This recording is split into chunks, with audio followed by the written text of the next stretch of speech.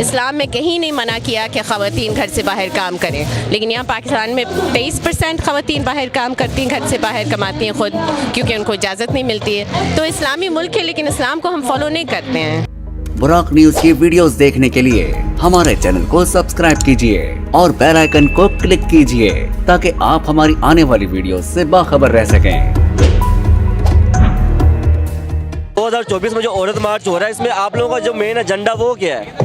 مین agenda یہ ہے کہ برابری ہو، جو ہر سال ہوتا ہے۔ اس سال خاص طور سے کیونکہ فلسطین میں ابھی جو جینوسائیڈ ہو رہا ہے اس کے خلاف آواز اٹھائی جا رہی ہے، اور جو الیکشن میں جو ناانصافی ہوئی پاکستان میں اس کے خلاف اٹھایا جا رہا ہے، آواز اٹھائی جا رہی ہے۔ جو ہر سال عورت مارچ ہوتا ہے، اس کا کوئی فائدہ بھی ہوتا ہے؟ میرے خیال سے فائدہ ہوتا ہے، لوگوں کے مائنڈ سیٹ آہستہ آہستہ چینج ہو رہے ہیں، لیکن ایسی بات ایک دم سے کچھ نہیں چینج ہوتا تو اس میں ٹائم لگے گا، لیکن فائدہ تو ہوتا ہے۔ جو آپ نے ابھی یہ کارڈ پکڑا ہوا ہے، یہ جو ابھی آپ نے باتیں کی ہیں، اس سے ہی سارے ریلیونٹ ہیں، تو اس کے علاوہ بھی آپ لوگوں کے مطالبات ہیں؟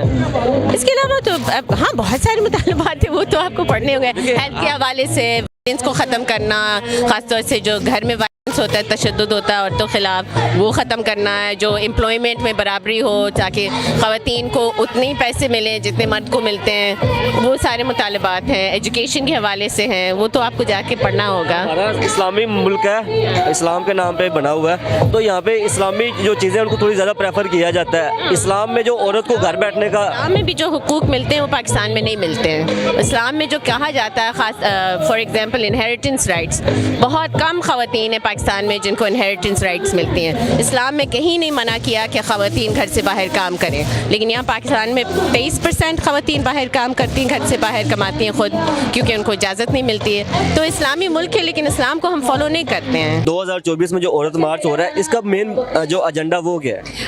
جی، ہمارا اس سال مطالبہ ہے سیاست، مزاحمت اور آزادی۔ لیکن سیاست میں تو مریم نواز صاحبہ آ گئی ہیں۔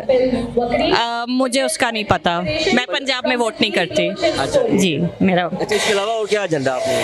بس یہی ہے کہ دنیا کی خواتین، خاص طور سے کی خواتین کے لیے آزادی۔